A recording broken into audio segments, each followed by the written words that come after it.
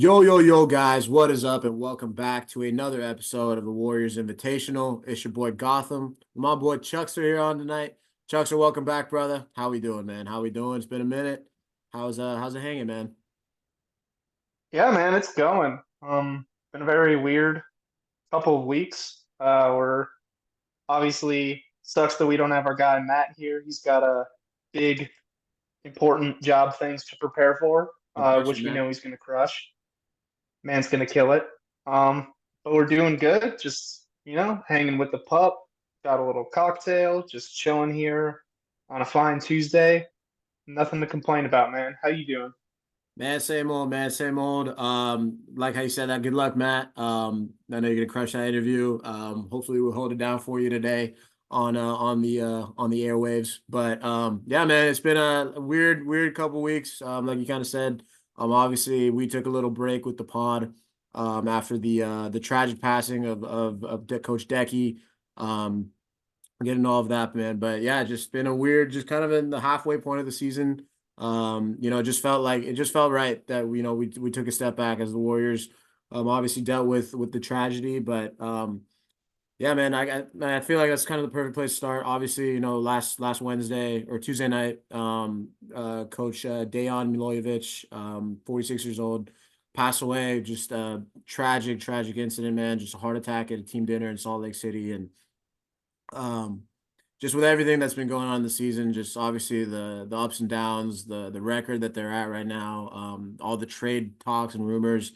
Um, it was just a really sobering moment. I know for all of us, like we were just kind of shocked and couldn't even really put into words in terms of like what this meant for, like, forget about the season, but just like guys that we've grown to care about this team, and obviously we love the Warriors, but really put things into perspective in terms of what was important. And if the Warriors, obviously they had to postpone and postpone a couple of those games against the Jazz and the Mavericks to and really take some time to start the healing process. But it just felt right for us to take a step back, really just pay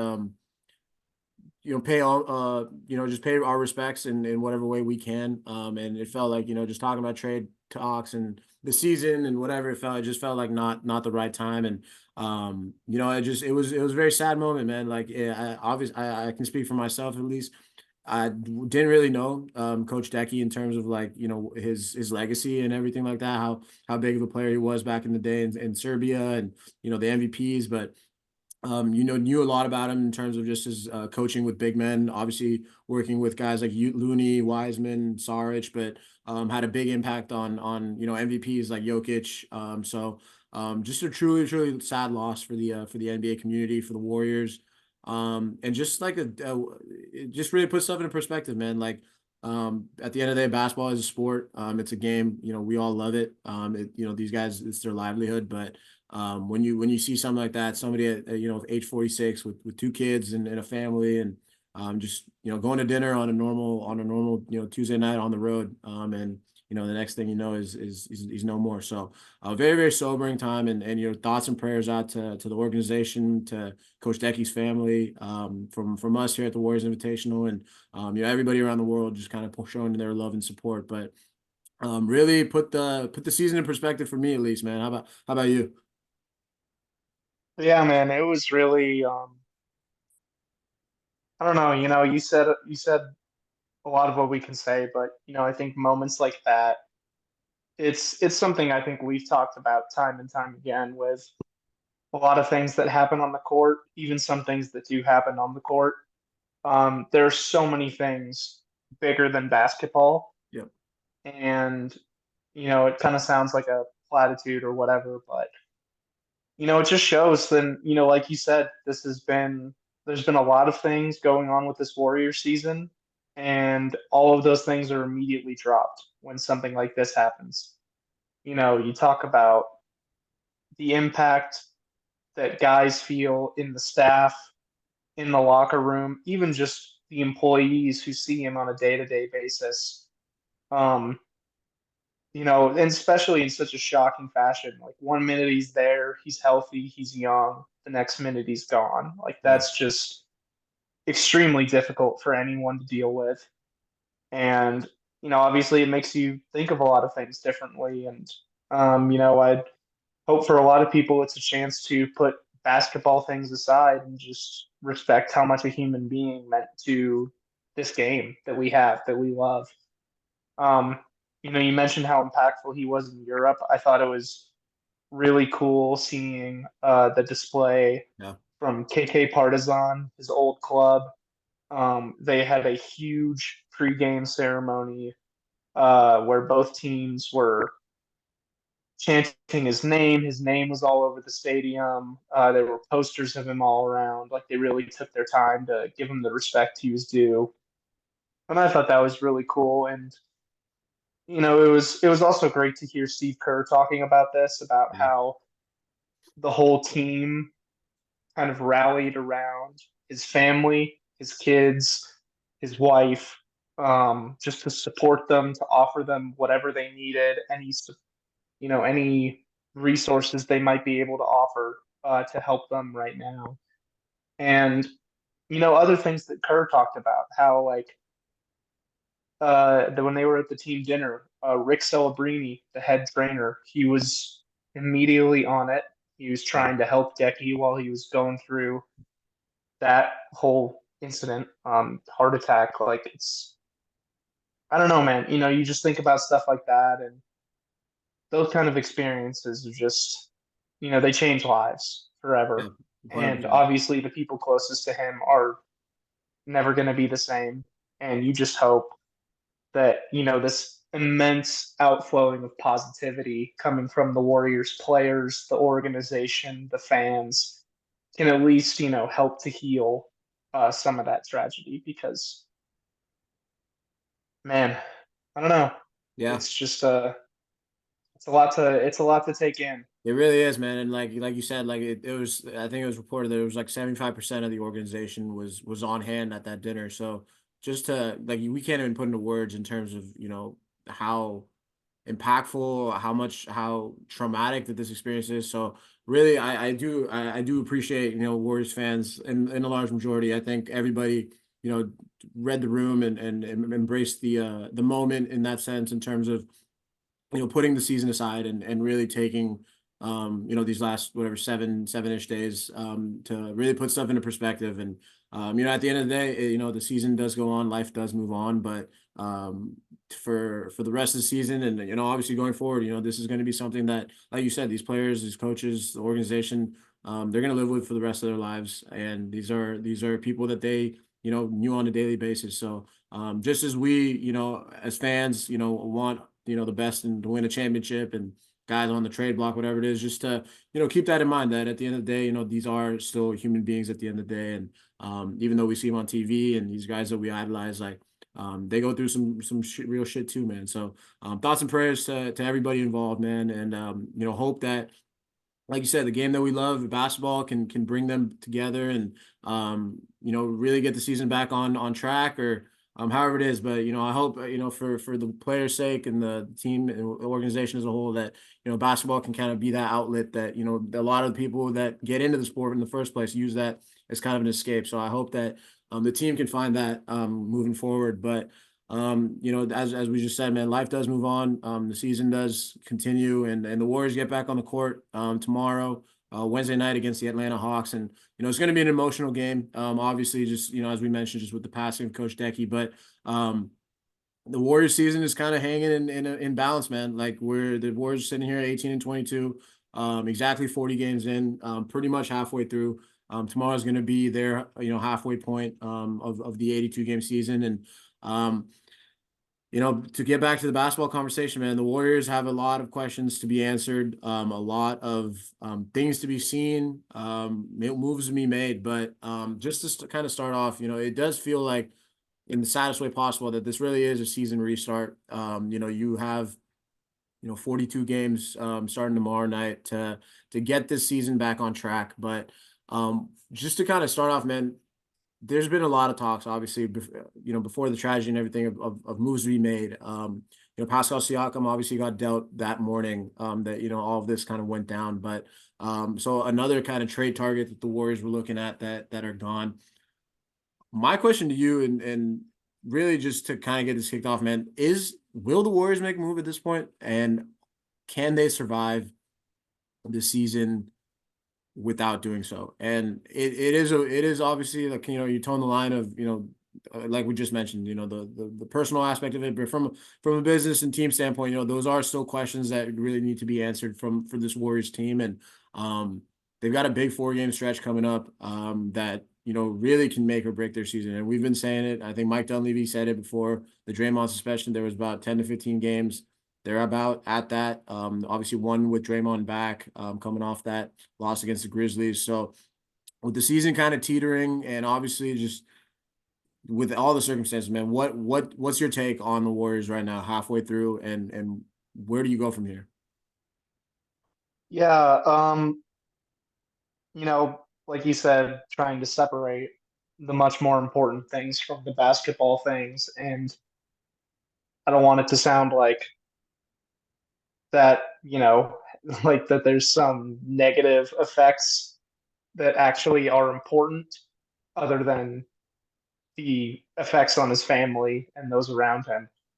Um, but my gut just tells me that the Warriors won't be making moves anymore after all of this talk of things are going to happen. These guys are probably going to be gone. We saw that report that everyone but Steph is on the table, and I don't know anymore. I think it's an extremely hard thing to evaluate. Like how, obviously you have the on-court things that make this very tough to evaluate where the Warriors are going. Um, whether or not they can be true playoff contenders if they make the right moves is something that's really tough to gauge. But now you have this huge cloud hanging over everything. And, you wonder, how does it affect the way they play? How does it affect the way they approach things? Do they maybe just decide, what, the season is just lost. And for better or worse, we're going to make it. Uh, I don't. Lost is maybe too harsh. Like for better, like maybe the idea is that, hey, for better or worse, this is the group we have. This is the group we're going to roll with. And I think that might be that may be an interesting way to go about things because you never know how things can change. And they've had this huge shakeup in their mentality. Um, but I really think that they're going to stand pat for now. Obviously Siakam being off the table, that was someone that they were heavily considering. And I wonder too who else around the market that has been clearly labeled as available is really in their wheelhouse or guys that they would consider. Um, because I think the thing that they have to consider, and this is the unfortunate business of basketball, is what happens if you make a trade and you push more chips in on this season, but the guys just can't rally themselves. They can't like get right in the back in the right headspace Yeah. to go out and play cohesive basketball because that's a very real possibility. We don't know what these guys are going through right now. And so that's why my gut tells me that they're just gonna keep the group they have, try to make tweaks around the edges, still play around with different rotations, different, starting guys, benching guys, whatever it may be. Um, because as we've said this whole season, there's a lot of talent and there's a lot of different options they can go to with this group. And injuries and guys just underperforming and honestly just straight up bad luck with all these clutch games and Yeah. the tough shots people have hit against us. Like what could be a more perfect example of that than that last Memphis game where Gigi Jackson goes off for like 25 points and then the next game he has like 1 point. He only plays 10 minutes. Feels like an eternity. You Yeah. know, yeah, it's just been that kind of year where every game it feels like, oh, that guy that everyone might not know about, he's going off tonight. Um, so I do wonder if they say, hey, I get it, the core is getting older, we really have to try now, but maybe we just kind of call it for this season. We run with this group, we reevaluate things in the off season when everyone's had a chance to breathe and decompress and just try to figure out where they're going next. What do you Yeah, think? yeah, man. I'm honestly on the same wavelength. Me personally, like my expectations for the season changed once obviously the tragedy occurred, man. Like I'm with you. I can't wrap my head around the fact that the Warriors who tout themselves as an organization that puts the players first, really takes into account, players' mental health, their well-being. I just can't see them trading off, guys like Wiggins, Kuminga, Moody, Chris Paul, even like at this stage of the season where, um, like you said, you don't know how they're going to respond. And I think it's only right to this team, to give them the chance to, play the season out. You know, for all intents and purposes, a championship is probably out of the question this season. But I think that if this team can rally and can make a playoff run, just get to the playoffs. If they're very much still alive in terms of like their ability to come back. I'm just gonna pull up the standings right now, but they're not out of it at all. They're obviously sitting at 12, and you're not the season, like you said, hasn't gone anywhere nearly what you've expected. But you're 5.5 games out of the 6 seed. You're, you know, two games out of the 10 seed. So you're still very much in play to make a run. And there are younger teams out there, and standings are starting to get a little solidified. But they're the Pelicans, the Kings, the Mavs, Lakers, Jazz, like Rockets. Those are the teams ahead of you right now in terms of getting that to that sixth spot and getting into the plan. So I'm with you, man. I don't see this team making any drastic moves anymore. I think it's you can call it right or wrong, wasting a year of the prime of Steph, but I don't even think like any move that's going to be made, especially if it's this drastic at this point, to go in on all in on this season.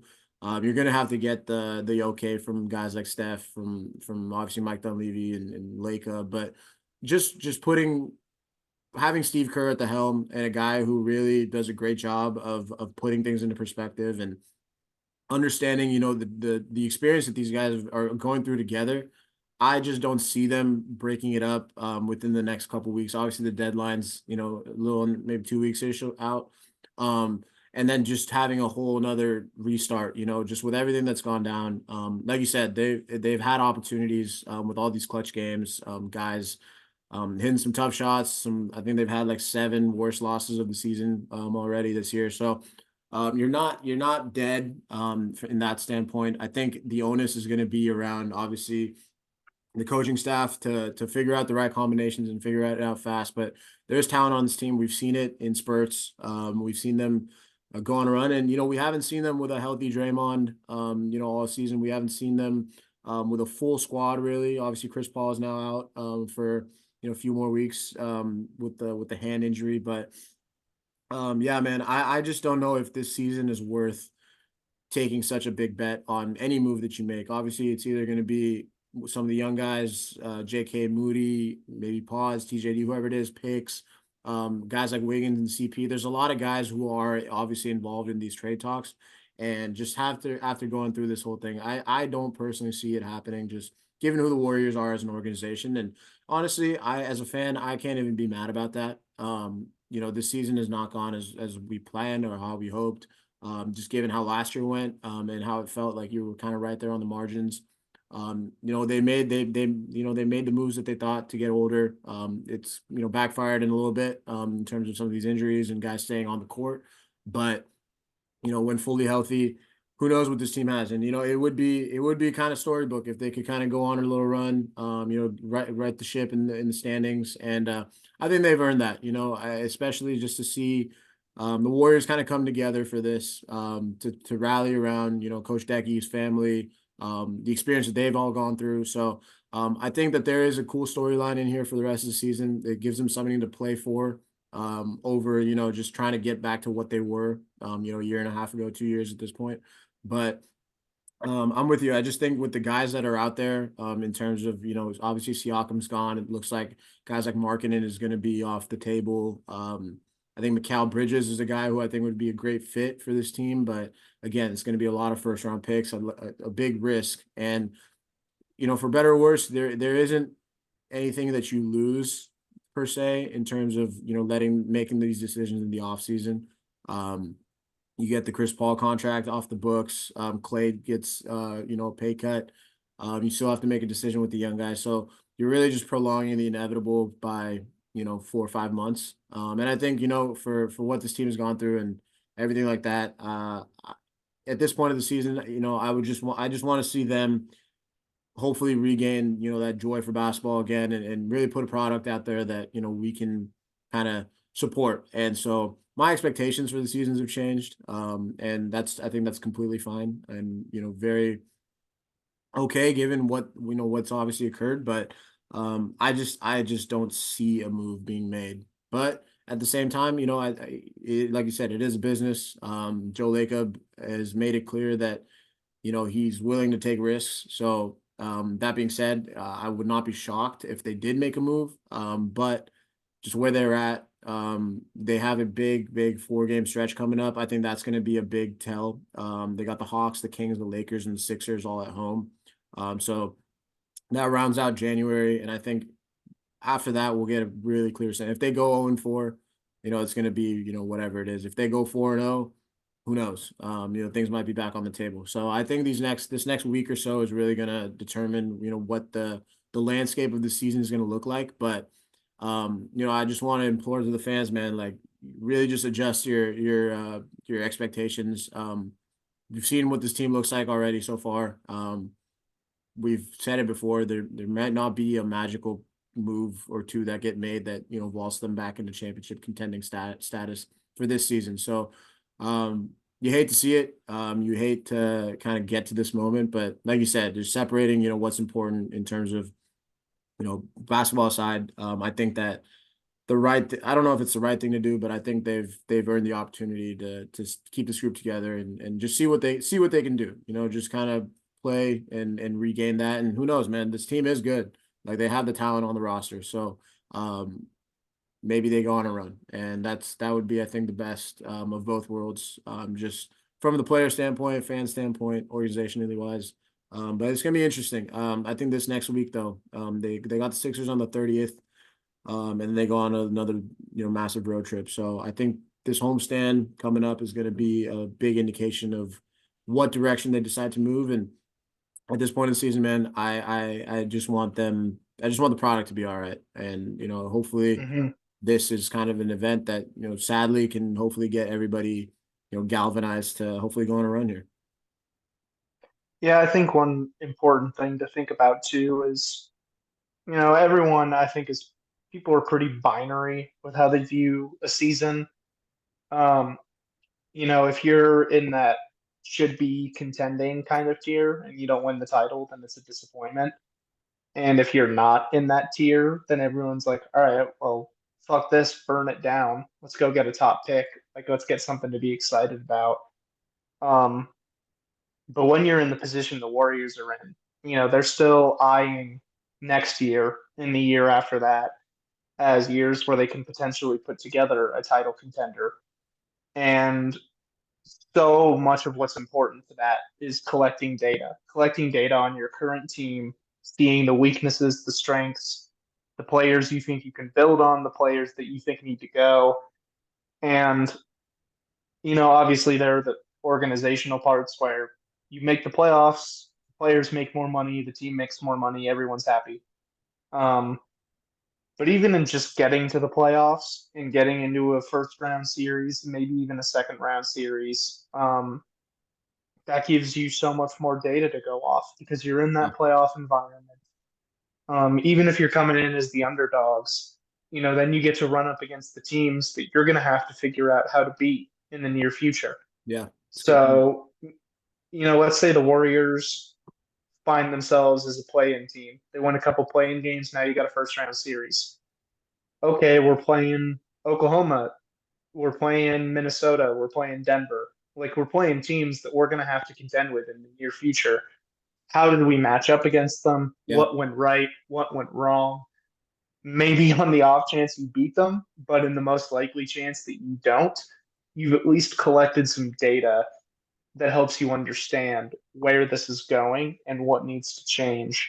So that's really where I'm at for this season is Yeah. That's a great point. do what you, do what you need to do to make the run, to get to the playoffs, get yourself into that series, collect some more data, figure out what parts of this team need to be adjusted into the offseason. Um, because, the good thing about where the Warriors are at right now is there's no huge sense of urgency to make deals.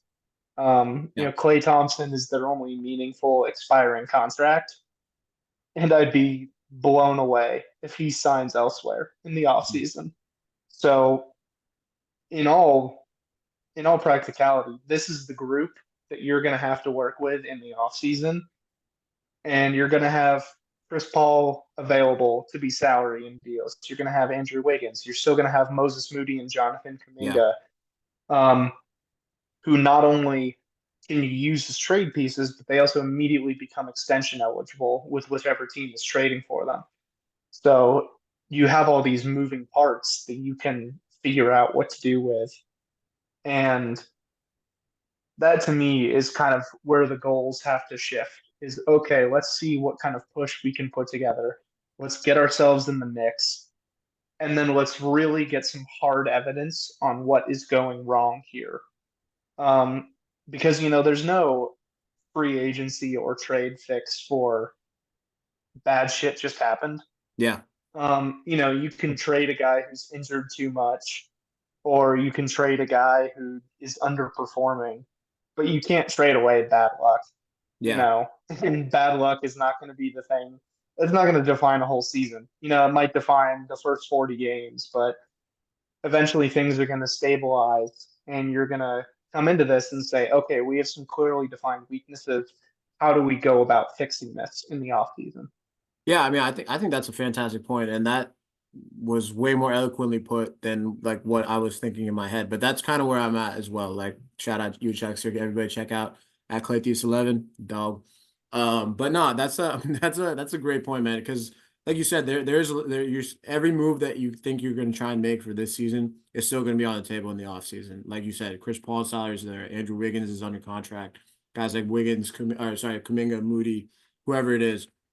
And like you said, Clay is going to come back on a much more like team friendly deal, whatever that looks like. So I'm with you. I think that to go on a run here would not only just do wonders for the team in terms of just like a morale boost, but like you said, like we have to remember that this end of the dynasty kind of era that you're in right now, like it's a 3 year kind of course, I guess. And this was last year was like season half of that. You're kind of still figuring out coming off a championship. This year was season the first year of really like how do we end this with the core guys and specifically Steph. So at the end of the day, whatever, however this shakes out, the Warriors are going to have a lot of optionality. I know we love that word with Steve Kerr, but they genuinely do in terms of the moves they can still make. Anything that you think you can try and do in, January 30th or, February 7th, you're going to be able to do in, July 7th too. So like, it's not that, the earth isn't falling on this team. Obviously, like you said, but you can't really control bad luck. You can't really control some of these bounces that you've got. And sometimes that's how the season shakes out, man. We saw it in 2020 with all the injuries, and that ended up becoming a good catalyst for getting back to the top in 2022. So I'm with you. I don't think the season's lost at all. I think that like you said, just to shift the goalposts in terms of what the expectations are, and just see what they can do, man. Because like you said, there's a lot of talent on this team. And look, I know we kind of asked, can they or will they survive before the deadline? We'll see in terms of what this season is, but I think, like you said, just shifting the expectations for what this season, the goal of this season, and I think if you move that goalpost and make that, well, how can we retool this to go on a 2 year, maybe 3 year stretch of trying to get one more, and I think that's gonna be awesome. Like you said, NBA's getting younger. You're gonna have to try and compete with the guys like in Minnesota and Oklahoma City, Denver, all these young teams that are coming up. And the Warriors are an older team, and so they gotta figure this out. But like I said, man, it's just good to see that the Warriors basketball is back. Tomorrow night's gonna be very special. I think everybody's looking forward to not only seeing the game, but to see the emotions. This is still very raw for the team, for the fans, organizationally. So I'm very excited to just watch him play basketball tomorrow, and hopefully go win one for Decky, man.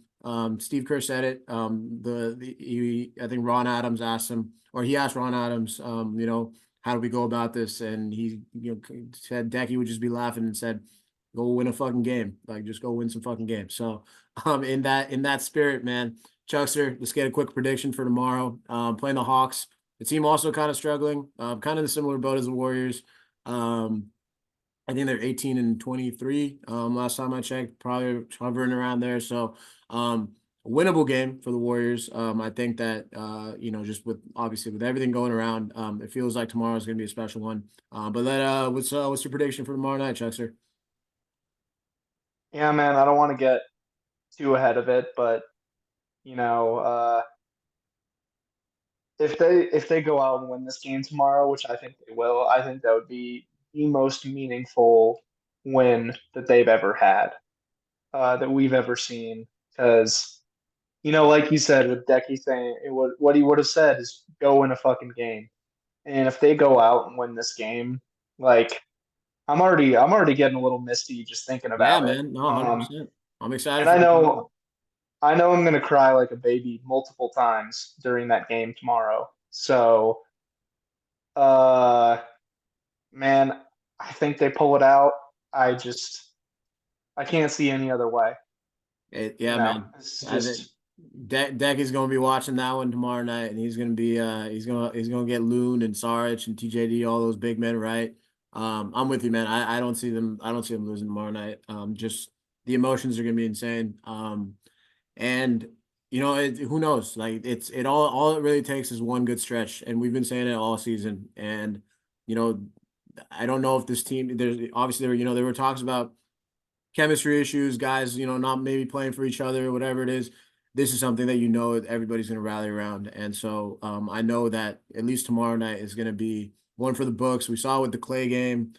We saw so many, emotional games during this run and during our lifetime. But tomorrow's going to be up there with one of the most emotional and just special games that we're going to see the Warriors play. So very, very excited. I'm with you. I think the Warriors take a dub tomorrow.